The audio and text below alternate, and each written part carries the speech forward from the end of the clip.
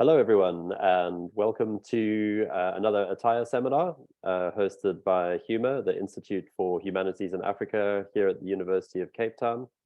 I'm in Cape Town currently. We have our load shedding schedule kicking in just under an hour's time at 6 o'clock. So we just have time for our hour-long Attire seminar.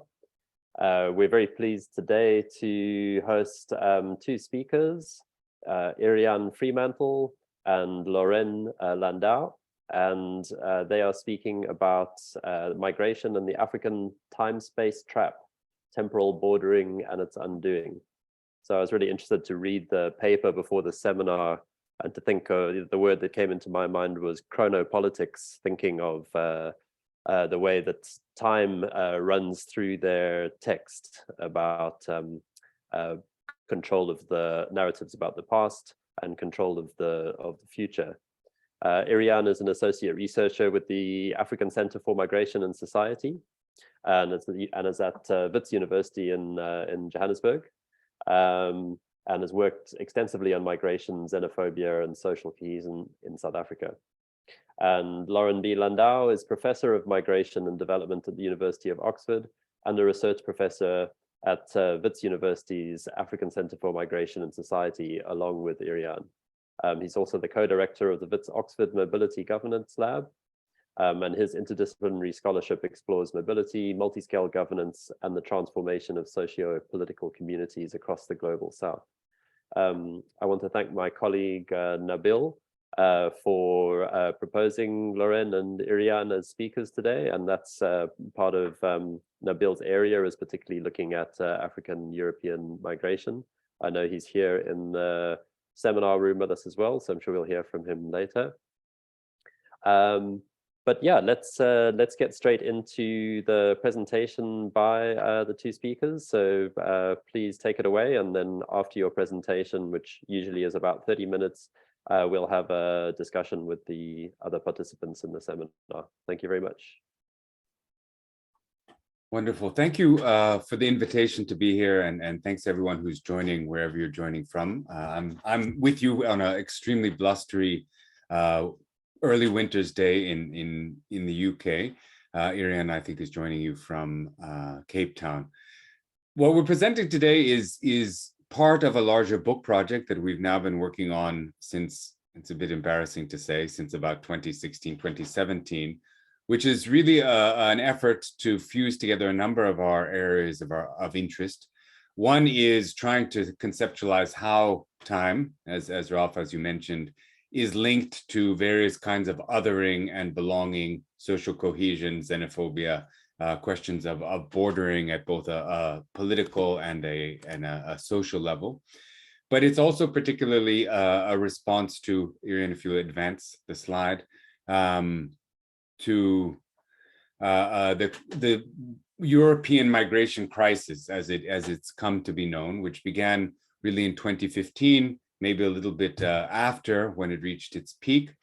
What you saw during that period was a huge influx of people, particularly coming from Syria, added to what was actually quite a steady movement of people towards Europe from Afghanistan and elsewhere to the east, and from various parts of sub-Saharan Africa and North Africa to the south.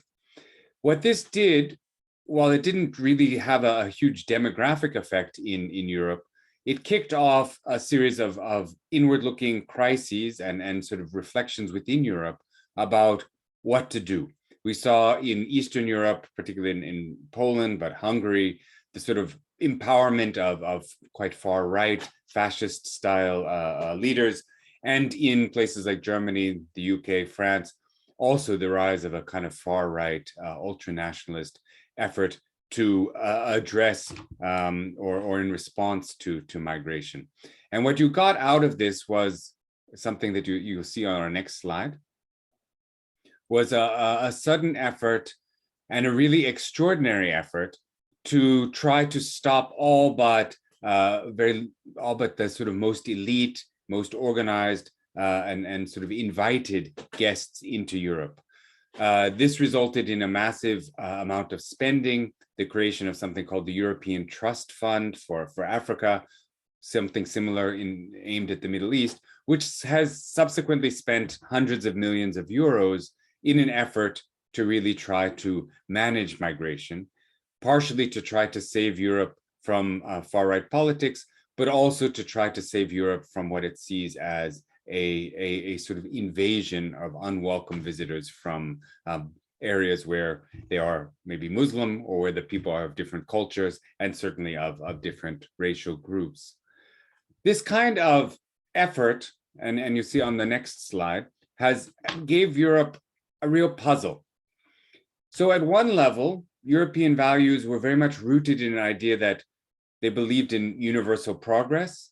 They believed mobility was part of development, and they see themselves very much as a group that stands against racism, against discrimination, against various forms of exclusion, and is really supposed to be a light.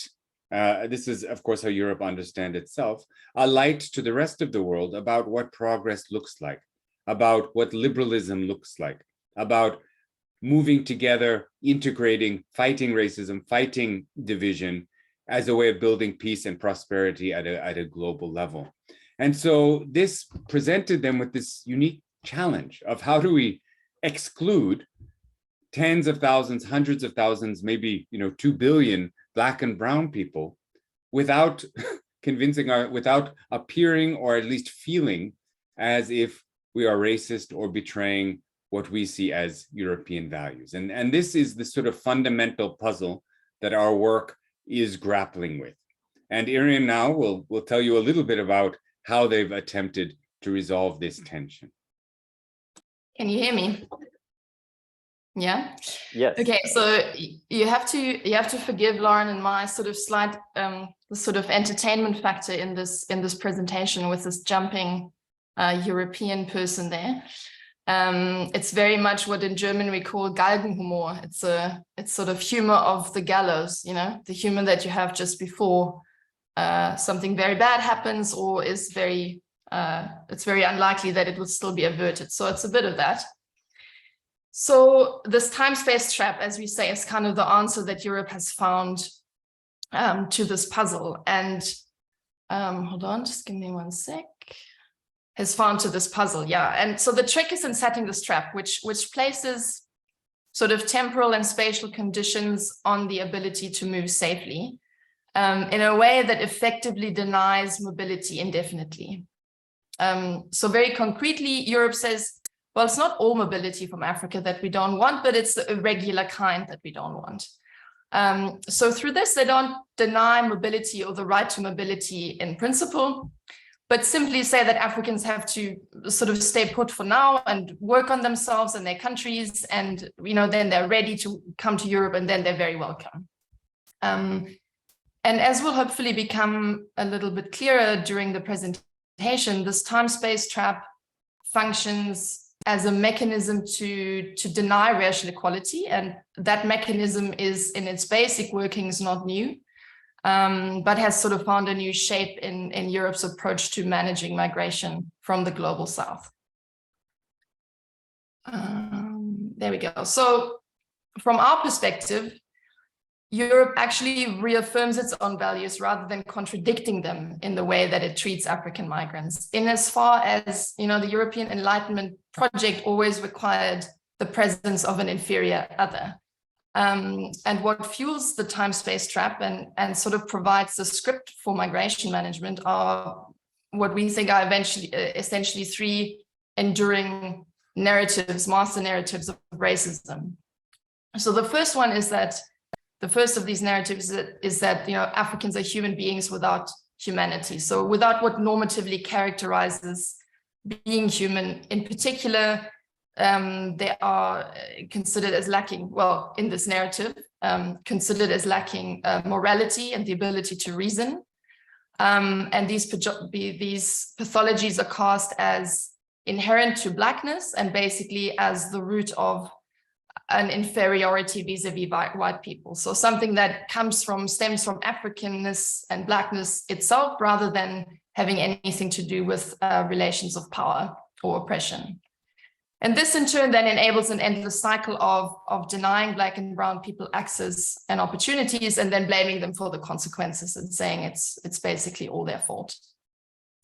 The second narrative is about Europeans as in charge of African futures. So based on this alleged backwardness of Black people, this idea that Europeans are the ones that facilitate these futures. And I think for sort of essentialist hardcore racists, this is a permanent difference, a difference that white people have to control so that it doesn't become a threat to them or to their interests. And then for those ostensibly less or just differently racist, the supposed difference between Black and white is a temporary state, But whatever future Africans may have, that is dependent on them being governed or guided by or modeled on Europeans. It cannot spring from Black people's own design or initiative in this narrative. And this European facilitation of African futures is considered to be a gradual process, a drawn-out apprenticeship of sorts, not a quick fix. And I think that these two positions, this kind of more essentialist or primordialist or universalist approach to this alleged difference, have always coexisted. But from my limited understanding, it's probably fair to say that this essentialist position dominated more in the past, and this universalizing position has gradually begun to take over, at least among political elites. And I will refer back to this shortly in the context of this narrative of partnership between Africa and Europe. So then finally, what we consider the sort of final master narrative is around segregation and the need for segregation to a degree. So this idea that Black and white, given their supposedly different characteristics and abilities, have accordingly different needs and aspirations. And if they share a space together, neither of them can thrive. And not only can they not thrive and develop, but they actually endanger each other, albeit in different ways. And the solution then has been and is some form of segregation at different scales. So apartheid is obviously one example. The sort of recolonization movement in the US, which was this idea of basically shipping freed slaves back to Africa after after slavery was abolished, it is another example. So this idea that Black and white cannot really thrive in the same places. So now I'm going to speak a little bit about, the kinds of relationships and power dynamics that these three master narratives enable, and how we see this unfold in migration management. So we have identified 4 of these kinds of relationships and dynamics: protection, perfection, partnership, and punishment. So the 4 Ps. And I'm going to talk a little bit through these now. So let me begin with partnership. This narrative of partnership of equals who pursue common goals is very much a sort of mantra of this official relationship between Africa and Europe. And it relates very much to what I spoke about earlier, the sort of shift from this essentialist to a more universal approach to difference, which is no less racist, but in a different way. So in this narrative, the focus is very much exclusively on the future. And you can see some of the quotes on the slide, which are very much around the sort of forward-looking future, we're leaving the past behind kind of approach. The past is left very vague in this official discourse. If it is at all considered problematic, then that's not in terms of colonialism, but only in terms of a sort of aid dependency that Africa has developed on Europe, and that it now needs to be sort of nudged out of. And the effect of this narrative of partnership and this exclusive orientation to the future is actually really profound. It erases past and present forms of inequality, which de facto continue to sabotage the life chances for Africans. And in doing so, basically continues to locate any responsibility for Africa's situation only with Africans themselves, which not only forecloses any claims for restitution for what has happened in the past, but it also shuts down any genuine reform and, very importantly, reifies Europe as a natural leader in all matters of progress. And this kind of narrative becomes even more suspicious when you go back a little bit through the archives of declarations on Euro-African relations. If you could look at, you know, statements from the 70s, the 90s, the 2000s, you see that it's basically a history of perpetual fresh starts. You know, it's always from now on, we forget the past, and in equality and partnership, we move into the future. So these starts are arguably not at all fresh, but rather serve to keep everything as it is.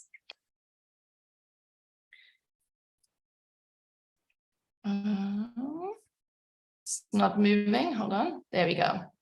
So the next aspects are protection and perfection, and they sort of go hand in hand. So I'm talking about them at the same time, pretty much. So protection, this idea that, you know, since Africans are lacking in humanity or wanting in humanity, they kind of must be protected from themselves, but also white people must be protected from them. And then along with that, this idea of perfection is that, you know, the only chance of becoming fully human for Africans is to model yourself on Europeans and to accept Europeans as your instructors in the process. And it's this kind of mix of like an insurance policy and charity based on some sort of natural superiority that has sustained white supremacy and continues to do that in this current official discourse on Africa and Europe. And I don't know if you've had some time to read through some of the lovely quotes. The most recent one here is from Josep Borrell, who gave a speech recently, basically saying that you might have seen it in the news, that Europe is a garden, completely sequestering the kind of wealth that Europe has from colonial exploitation, and says the rest of the world is a jungle and we're a beacon to them. And no wonder so many of them actually come to us, which is quite ironic that he uses that example to praise Europe, but then at the same time, they do basically everything to keep people out. So then let's look at, hold on, how does protection and perfection sort of map out in migration management concretely? And I think that's where we very much see, you know, we see it in this construction of the irregular migrant as immoral, as ignorant, as immature, as irresponsible. And I want to play a short video. Hopefully that will, maybe you can show me a thumbs up that if you can hear the sound. There.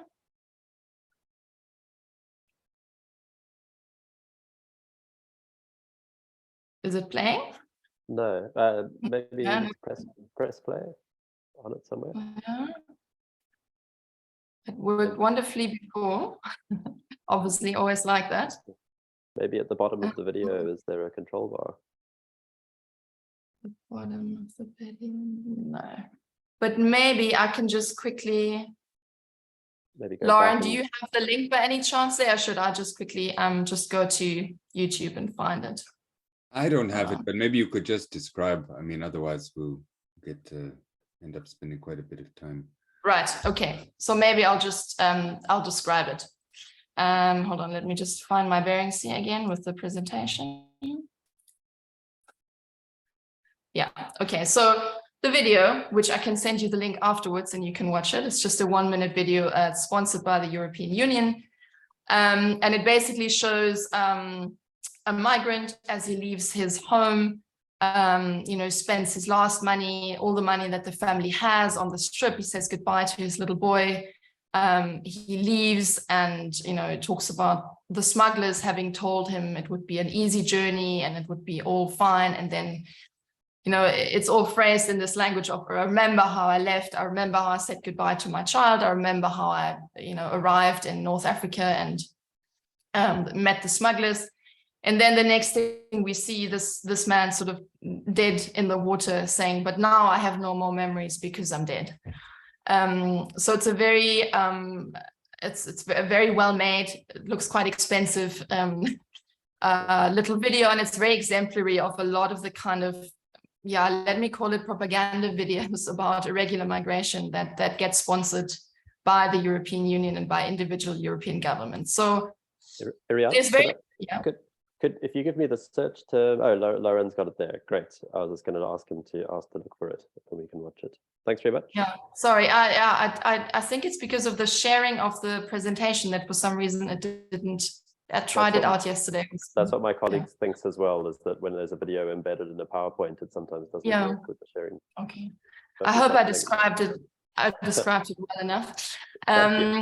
Yeah, so this idea of this irregular migrant as immoral, as ignorant, they're people who not only risk all their life savings on this one risky trip, but, they risk their lives, they abandon their families, and they don't even really know what they're getting themselves into. They don't understand the big wide world beyond their homes. They move recklessly, they're naive and gullible, they believe all the lies of the smugglers, and they have no idea what awaits them. So this is a very common theme that sort of runs through, I don't know, hundreds and thousands of these kinds of videos that are constantly produced and disseminated in awareness raising campaigns. And, obviously it's then up to Europe, going back to this mission of protecting and perfecting, it's up to Europe to protect them from all that and to show them a better way. So prohibiting Africans from moving does not only protect them from dying, but it also saves Africa's development. So it kind of saves Africans from themselves, if only they would finally understand that. It discredits the decisions and agency of migrants themselves who use mobility as a tool towards accessing a better future, and basically instructs them that they must stay put and adjust their expectations. And a lot of the kind of things that get offered to returning migrants is very much sort of pre-industrial, agricultural, small businesses. They're not building big universities there for people. It's very much a particular kind of work that is envisaged there for people who actually try to do something bigger and better with their lives. So then there's punishment, which is my last bit. And punishment basically occurs when the three master narratives or any part of them that I outlined earlier are challenged. So it's this idea that, the aim is to kind of instill in Black people that they must not move beyond the places and the parts and the prospects that white people have mapped out for them. And, the European Union and European governments are very vocal and I don't know if that's a word, but visually vocal about disseminating images of suffering, of these hell-like journeys. And that's no coincidence. And I think we can liken it to the sort of racial terror that lynching was in post-Civil War America. It was about putting people back into their place. It's about those who claim equality, who try to move upward. And I think this is basically what this mobility means. It is a claim towards equality, a claim towards resources, a claim towards access. And that's being kind of put into place by the kind of violence of these journeys, which is a deliberate violence. And the dissemination of these images is very much, what Reemtsma calls a sort of communicative function of violence. These are messages that are meant to resonate far beyond the people that are actually caught in that violence. So, the legal migrant that Europe wants, or claims it wants, but actually in reality undermines, is kind of a fiction designed to remain a fiction, to ensure that only very few legal migrants actually come into existence. Because for migrants, as I said, mobility means access to a different and a better life. And for Europeans, it would mean to share resources and opportunities, and eventually to share their citizenship and the rights that this confers. So in the long run, they would have to share equality and access to things. And this is what the time-space trap kind of wants to prevent. So I'm handing over to Loren now for the final bit. He will talk about the knowledge production and the economies of knowledge production that sustain the trap and that the trap generates. And then also about some potential avenues for resistance, so that hopefully we can end on a slightly more hopeful note after I dragged you into this racist abyss now. Thanks, Iriann. So as Iriann said, part of this mechanism, which has spent, billions or hundreds of millions of euros, is to develop a mechanism that is not only about protecting Europe, but is ostensibly about protecting Africans from themselves, to help them develop according to the right path, so that at some point in the future, they can be ready to move out of Africa and into a kind of global space-time. It's premised on the idea that if you do that prematurely, it's not only amoral, but it's dangerous to you, it's dangerous to your family. And so they have spent millions, some in very dodgy sort of deals with basically with arms traders and paramilitary organizations, with the Libyan Coast Guard, but with others, to develop a knowledge apparatus. Some of that is, as you can see here, is high tech. It involves drones, satellites, cell phone data, etc. Some of it is much lower tech and involves people like us, migration centers across the African continent, which have been really designed to try to track migrants, to try to understand when they move, and to try to see which of those kind of propagandist movies and messages that Iriann just talked about might persuade the African that what is good for them is to stay home. Right? And they've spent a huge amount on this in this kind of effort to build what we are calling a kind of a chronoscopy or chronoscopic crime prevention. And if any of you have seen the Minority Report, which is the slide or the sort of background of this slide, it's very much along this way. It's about reading Africa, reading mobility, so that they can intervene before someone commits an amoral act. In essence, before someone moves, or before they even think of moving, how can we design a system to intervene? And some of that intervention is through information. Some of that intervention is also then through violence. But what it does is it labels, it aggregates information, and it basically creates a sort of political economy of knowledge that is designed to situate Africans in a particular kind of temporal ordering, which is spatialized, and one in which they can only move forward and they can only move out based on European acceptance and according to European guidelines. Thinking about all of this, we've then, as Iriann said, tried to think, is this, it's a very Foucauldian approach, is it seamless? The Europeans hope that it will be, but are there opportunities for resistance? Do we see ways in which people, whether it's at the state level, and we should say that many African states have fully got on board with this project because of the massive amount of money it provides them for border control, for security, etc. How can we think about resistance in this space where the bordering is not just about physically controlling the border, but about placing Africans in a particular kind of temporal order? So we've been looking at the literature and how people speak about this. And, there's been a lot of celebration of the people who climb the gates, who get across the borders illegally, who make their way into Europe. And clearly, many of them are able to benefit from this. They're able to make claims to space, or at least claims to resources that help them and help their families. But what we're seeing is that this kind of illegal activity, illegal, if not immoral, illegal according to European standards, is actually feeding this monster. And Kotef talks about this in relation to the Palestinian-Israeli border, in which the Israelis instrumentalize the Palestinian who climbs over the fence or digs a tunnel as justification, as proof that these people are not ready. They don't know about law. They don't know about civilization. They don't know about waiting their turn. They are threats to themselves, they're threats to us. And hence we need to actually make this situation, or the apparatus, even more elaborate.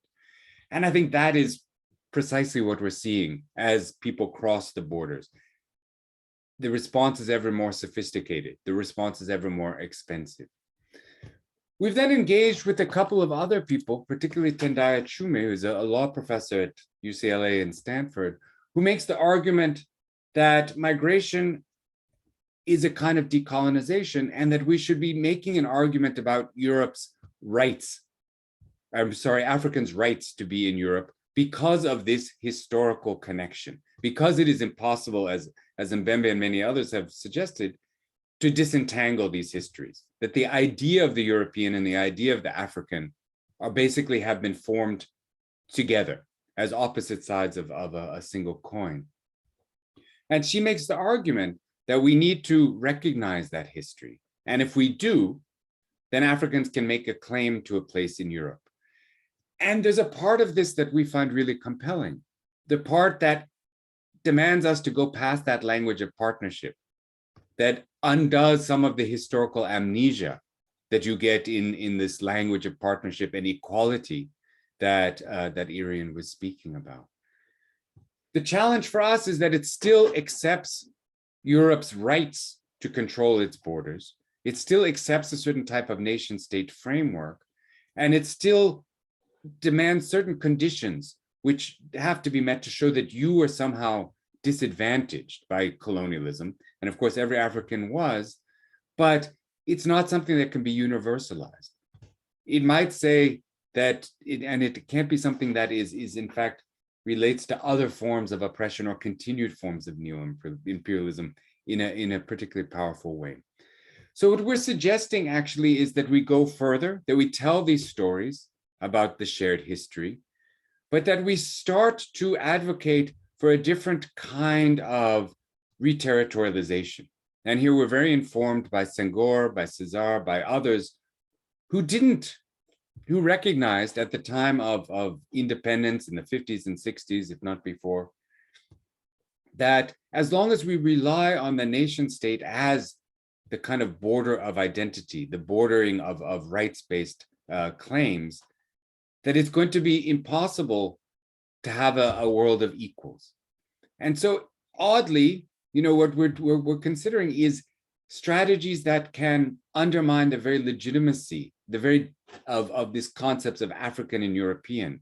And in fact, to show that these two are so intertwined that they have a relationship that can't be disconnected. That history is so intense that we need to start thinking about Europe and Africa or African countries as effectively part of the same place. And only by doing that, and we recognize very much that this is a kind of utopian speculative futurism, only with that can we start to undermine some of the language of progress, the language of partnership, and the language of sort of morality that informs the current time-space trap. So that's where we end. We don't have the answers, but we look forward to the discussion. And thank you again for the invitation, and Iriann for your partnership and for most of the presentation. Thank you. Thank you very much, Loren and Iriann. That was a great presentation. I'm going to ask Iriann if she can stop sharing the presentation, and that's great. Thank you.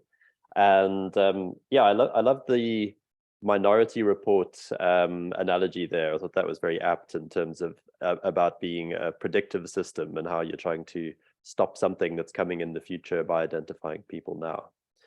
I see our colleague Nabil has got his hand up. So Nabil, I'm going to ask you to unmute, and if you're able to be on video, please do that as well. Great, there you are. Hello, Ralph. Hi there. Hi, everyone. Hi, Iriann. Thank you so much for the this wonderful presentation on the temporalities of African migration. Yeah, I like the temporal turn when it comes to African migration, and how it moves from the spatial turn that dominated African migration scholarship for so long, taking space or spatial demarcations as a means to decolonize, and how they shift right now into temporal conceptions or the temporal turn as a means to decolonize by paying attention to the temporalized dimension of the border, like waiting at the border, the insomnic state that is experienced at the border, waiting for visa, waiting at the asylum, waiting for different things, waiting at the external borders of the EU. And also, I like the critique of the vocabulary of co-wovenness of equality, like the various partnerships, like talent partnerships, but that is mentioned by the European Commission, skilled labor. These all fall within the scope of this kind of contentious co-wovenness, so to speak. And also the arsenal of the allies that you mentioned, and also the jungle garden metaphor that was stated by Borrell last October. And just early this month, Emmanuel Macron repeated the same thing of the jungle, the two elephants and the animals to be cooperated, that there are, in the world we have two elephants and we have the animals in the jungle. And these two elephants need the cooperation of animals, and it's very exemplary of this collaboration, of the externalization that Loren mentioned also this in his previous works, of the African bureaucrats collaborating or being complicit with the EU and this externalization strategies on Africa. And how disinformation campaigns as a sensorial assault on the perception of migrants to inculcate this culture of immobility, of this sedentary culture. It's very interesting to see how also African migrants contest these forms of regimes. Like you find Africans who try to cross the border and who try to get a project by the Iriann to keep them sedentary at home. They leave the project to their families and then they continue their trip again, which is a form of contesting such culture. My question is for this space-time trap, like how can we exit such trap of this space-time trap, conceptually, methodologically, and also empirically? Like how can we exit it in light and shadow of the rise of the right wing in Europe right now? And now we no longer see this kind of these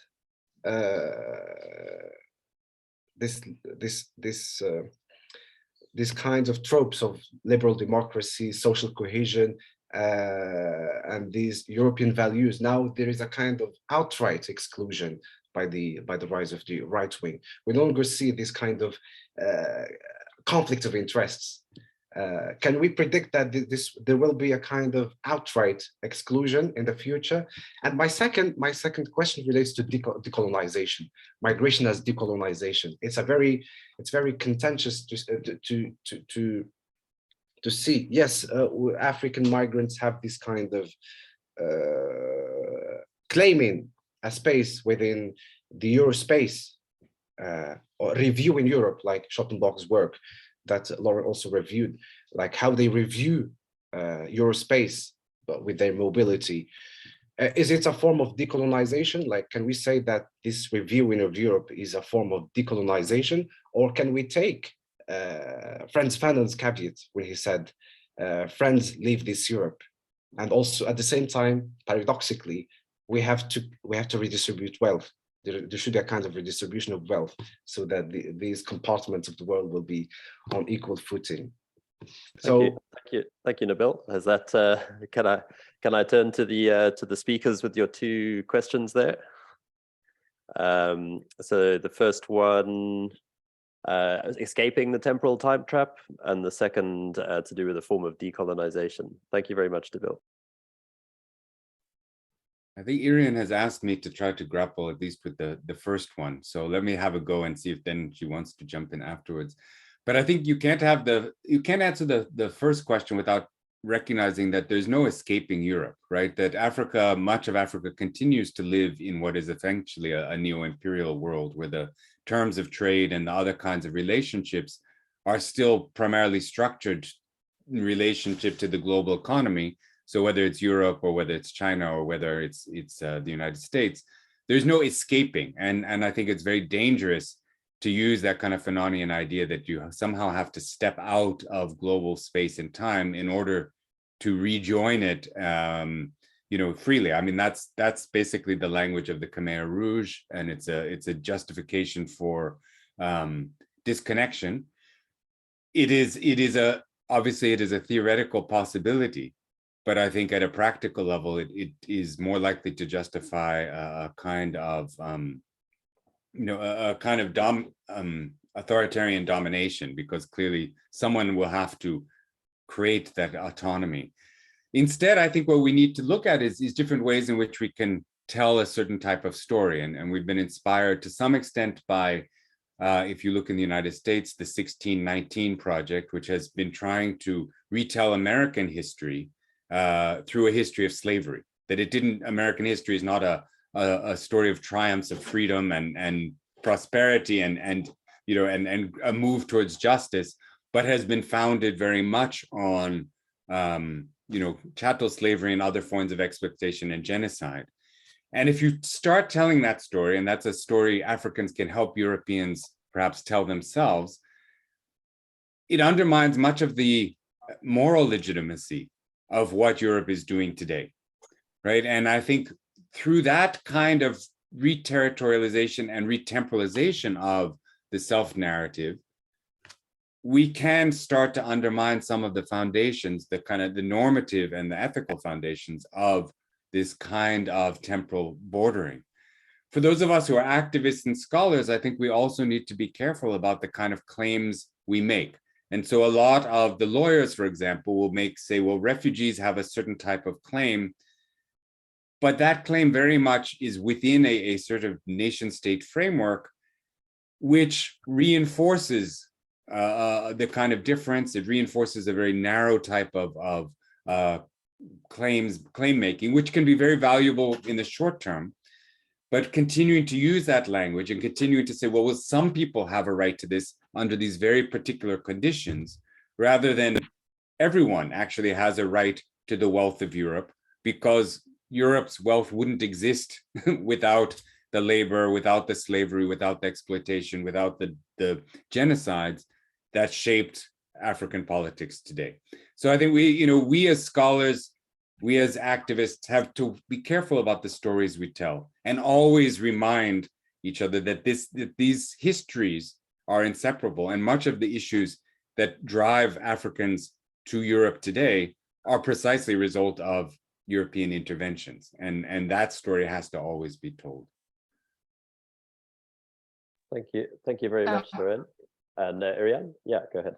Yeah, Loren said that beautifully, but there was just one thought that I had on that same issue, which is that I think some of the answer, and I mean, I wish I had all the answers yet, but we're trying to find get closer to them, But I think one of the answers is in taking sort of this narrow focus that we often have on migration studies and on the rights of immigrants and this kind of small area, and putting it into this broader context and locating the struggle within a broader struggle for racial justice. And in the US, actually, that's happening a lot more already from what I see, the sort of teaming up, advocacy for immigrant rights with racial justice advocacy. And this is also what we're trying to show. There is still this kind of misconception that migration management or these kind of immigration policies have aspects of racism, or that they're shaped by racism to a certain degree. But we kind of also trying to show how it is so thoroughly pervaded by the reproduction of systemic racism, and that if we want to find a way of as Loren says, not escaping the trap and sort of collapsing it in on itself, I guess, then it has to be put into that kind of broader framework. We need to sort of diagnose it correctly before we can treat it. Thank you very much for your responses. Yeah, that sounds very science fiction, the collapsing the time-space trap. It starts to make me think of Event Horizon or a black hole. Yeah. So thank you. I see that they have another hand up, Julia van Dessel. I'm going to ask you to unmute, and if you have if you want to go on video, you're welcome to do that too. Yes, thank you very much. I apologize, I don't have a camera on my problem. computer. Thank you very much for this presentation. It was extremely interesting. So my name is Iriann Dessel. I'm a PhD student and I work precisely on these so-called awareness campaigns that you mentioned. And I look at the way they're produced at the EU level and also how they are implemented in West Africa, so in Senegal and Niger. And so I definitely agree with everything you said about this sedentary discourse that they try to disseminate within West African space.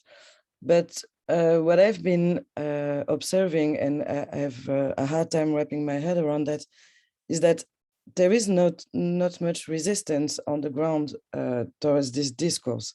So most of the time, I would see more of a reappropriation by the actors who disseminate these campaigns, but also by the local audiences in the way they reflect on that. There is no front opposition to this idea that maybe Africa's future is in Africa, and that in a way, young people should stop trying to migrate and should stop risking their lives. And it's true that for me, it's complicated to understand it, but I guess this discourse in a way also resonates with a discourse that is also promoted by lots of African intellectuals about also trying to imagine a different future, which would not be always related to migration in a way. And I know it's a tricky question, but also maybe taking a different perspective on this speech. And I don't know if you have any idea on that. I don't know if it was really clear neither. But yeah, more like the way it resonates with the other activist speech, and sometimes how it can meet different visions of Africa's future. Thank you very much for your contribution, Julia. And I'll put it back to the speakers if they have a comment on that or a response to that. Iriann, do you have? No. Yeah, I mean, thanks, Julia. I mean, I think it's part of why there's no resistance is, of course, is that a lot of the leaders and others have been kind of bought off and co-opted.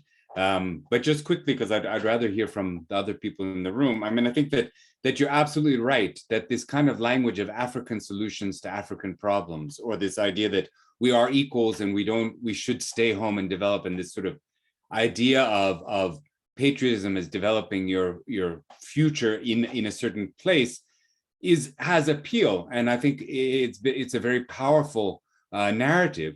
Of course, a lot of these spaces where people have been placed or they've been left are not viable. You cannot have development. You cannot build a modern future in these spaces. We're seeing with environmental change, etc., much of which has nothing to do with what Africans have done. These spaces that they occupy are uninhabitable or will be. And if we continue to naturalize that language that African solutions are in place and that Africans must find that solution, we continually erase that history and that connection, which actually shows that the reasons these people have these problems that need to be solved has something to do with them, of course, something to do with current leaders, but a lot to do with this sort of historical entanglement.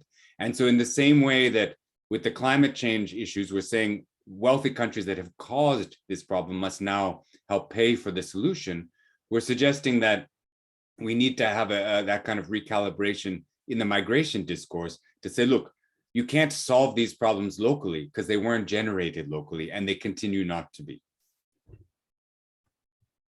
Thank you very much, Loren. I'm just also just hearing from a colleague of mine, Wangui, who wants to ask a question as well. Wangui, do you want to speak? Sure. Thank you so much, both. I'm trying to feed my kids, so I just to save you all the acrobatics, I'm not going to show the video. But thank you both for your really powerful talk. I'm really still thinking about the 4 Ps. My question, and I hope perhaps this was mentioned, but I missed as I was feeding this boy. But in Nairobi, I once met with a young person who was working on an EU project, I think a pilot project, that was interested in seeing whether, from my understanding, many European cities could be built in Africa in a way that was apparently related to or with the intention to stem the tide of Africans going to Europe. I think it was a pilot project. And so I was just wondering whether you've heard of this elsewhere. And if not, yeah, really, I was curious because it stayed in my mind. He told me about it in 2014, that they were trying to do research on whether they could build these, from my understanding, mini Europes to give Africans a taste of Europe so they wouldn't go to Europe. So I was just wondering whether you'd heard of that. Thank you. Thanks, Wangui. I know Wangui was also at the African Center for Cities, which I also was at in the past. So I'm connecting that that concept to there as well. Have either of you heard of that idea? I haven't heard of that particular project, but I've heard of similar ones. And there have actually been there have been books written about ideas around that. The sort of idea of, I think it was called sort of refugia or something, a sort of place, a new country where refugians would be the citizens of this new country. And I think it goes back to this idea of what I tried to talk about earlier, is this idea of segregation still remains the kind of path towards development for either group, that they can't do it together. So let's recreate an approximation, perhaps for Africans over there. So it falls within that, I would think. I also don't think it's viable, as Loren has already said. You can't just sort of create something from, that is disconnected from the world in a way.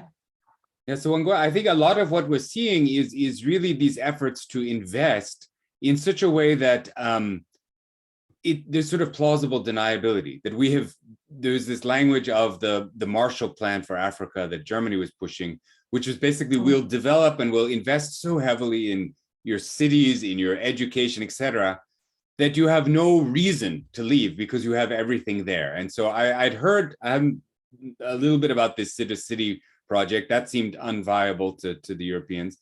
But I think everyone in Europe, and if you speak to people in the EU, they know very well that actually these kind of investments are more likely to encourage migration than to stop it, because the amount of development you'd have would be so enormous that we'd be looking at a century away.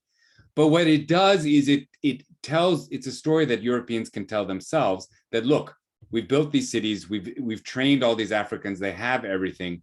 So they really don't need to come here. And if they're coming here, it's just because they're irresponsible adventurists. And so it's, this kind of language has to be seen very much as part of, not to say that all development is bad or that all of them are ill-meaning, but it is connected to this story that that Europe is telling itself. Thank you. Thank you both. I'm just going to have a small interjection here, which is just in case the power cuts on my side in the next few minutes, I'm going to acknowledge that I might disappear. And if I do, then I'm going to ask Nabil to just field a few more questions if you'd want to stay on for a few more minutes. I might disappear alongside you, just as a warning. Attention to that recent debacle or proposal around Rwanda accepting European refugees that's being pushed by, I think it's Suella Braverman in the UK who's pushing that idea. Do you have any take on that?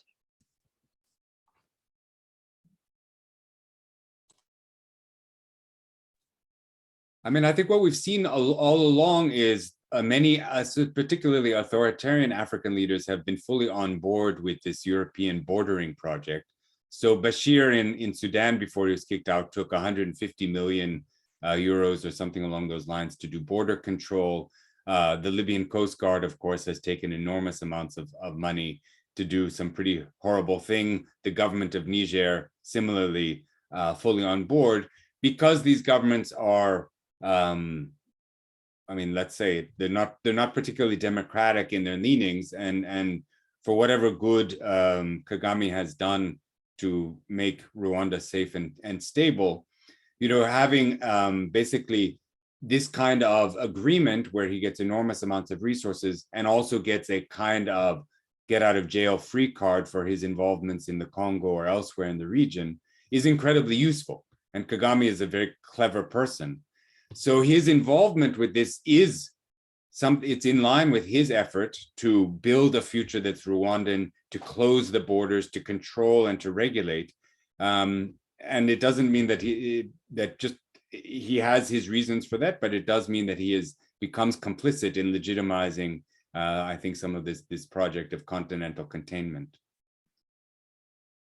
I mean, I'm just sort of thinking along as this happens, so it might come out a little bit not so eloquent, but I mean, this is part of this externalization drive in general, right? And that's not just sort of getting buy-in from African governments. It is now also taking a step further in sending Frontex actually directly to Senegal or to other countries. And the kind of lack of oversight and monitoring that sort of comes with that. I mean, letting the Libyan Coast Guard rescue migrants kind of absolves you from responsibility and oversight from the European part. And I mean, I think this is also part of this sort of, the sort of safeguarding European values as in protecting human rights and all of these good things that they like to consider themselves as a beacon of, by sort of outsourcing all the bad stuff,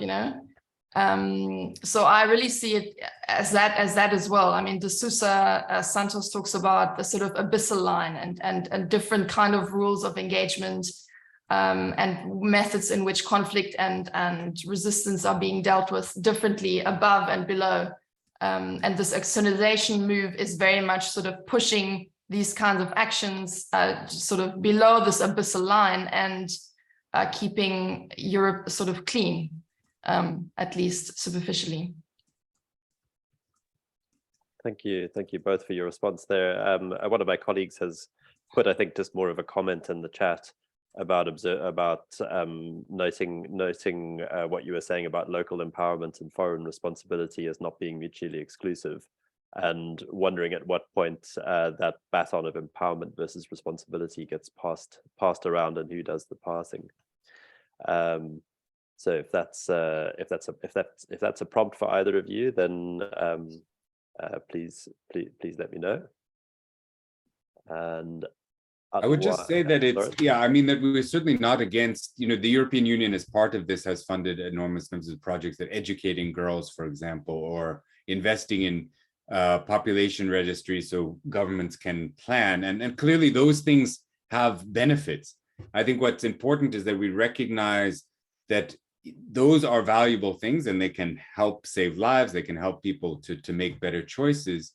But if they come at the cost of foreclosing choice, in the sense that where someone has now been educated so that they can build a future, but then you from the outside are curtailing what that future looks like, then I think there is an ethical problem that we need to challenge. And what we're seeing is that more and more development projects are being measured, their success is being measured by whether they stop people from moving, rather than do they empower people and allow them to make choices that benefit their lives according to their own criteria. And I think that is something that we need to really resist. We don't need to resist girls' education. We don't need to resist vocational training. We don't need to resist sort of data gathering for decision-making. But we have to make sure that what we resist is that is part of a project which is about building sedentary futures. Thank you, Loren. And Iriann, do you have any closing thoughts? Yeah, also on that, I think that we also need to really look at, and I don't know if anyone has actually done this kind of work of really looking at what are these kinds of investments that are being made, what kind of training is offered to returning migrants, what kind of ideas, what kind of prospects are being mapped out for people there. And I mean, if I just look at this enormous sort of archive of migrant stories from these IOM awareness raising campaigns, then it's about starting a small business. It's about learning how to operate a tractor. It's a particular kind of work. And I think that, again, should really make us very concerned about how, what development in that context means, and it brings it into the bigger discussion on, is development really just about kind of keeping populations on a threshold where they're not become threatening? Or is it actually really about fundamentally changing and and transformation? Is it about change and transformation, or is it about that kind of threshold management, that kind of insurance policy? And I think a lot of the investments that we see are either sort of window dressing and what Loren talked about earlier, as in terms of, look, we're doing all of these things and they still come. So that clearly there's something wrong with them. And yeah, looking at the kind of prospects and roles that are being mapped out there for people instead of moving what they should be doing at home. I think that's work that's important to do. Thank you very much. And thank you both. Thanks, Loren, for your comment in the chat there. We also really appreciate the two of you being with us here today and participating in our series. So thank you so much. And thank you to my colleagues, to Nabil for the introduction, to my director and my colleagues here for hosting this. Thank you. This has been great. This is the end of another Attire seminar. Cool, we made it. I made it.